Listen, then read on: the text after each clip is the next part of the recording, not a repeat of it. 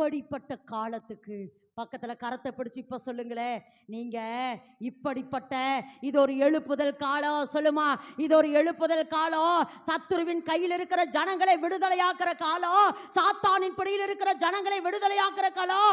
ஓ, உன்னுடைய ஜனம் செத்து கொண்டிருக்குதே, உன் ஜன நரகத்துக்கு போய் கொண்டிருக்குதே, உன் ஜன தவித்து கொண்டிருக்கிறதே, இப்படிப்பட்ட காலத்துக்கு உதவியோ இருக்கும்படி. ஆமென் என்று சொல்லலாமா? என் அன்பு சகோதரியே, என் அன்பு சகோதரனே, கர்த்தர் இன்னைக்கு சொல்ற ஒரு வார்த்தை என்ன தெரியுமா? இப்படிப்பட்ட காலத்துக்கு நீ உதவியா இருக்கணும். அப்படின்னா அதனுடைய அர்த்தம் என்ன தெரியுமா? நீ அழைக்கப்பட்ட ஸ்தானத்தை இழந்தராத. நீ எதுக்கு உன்னை அழைச்சாரு கர்த்தர்? எதுக்கு உனக்கு வரங்களை தந்தாரு? எதுக்கு உனக்கு வல்லமையை தந்தாரு? எதுக்கு இவ்வளவு கிஃப்ட் கொடுத்திருக்கிறாரு? எதுக்காக தேவன் இந்த பொசிஷன்ல கர்த்தர் உன்னை வச்சிருக்கிறார்? எதுக்காக தேவன் இந்த ஆலயத்தில் உன்னை நிலைநாட்டி இருக்கிறாரு? எதுக்காக தேவன் இந்த ஊழியத்தை உங்க கையில தந்திருக்கிறாரு?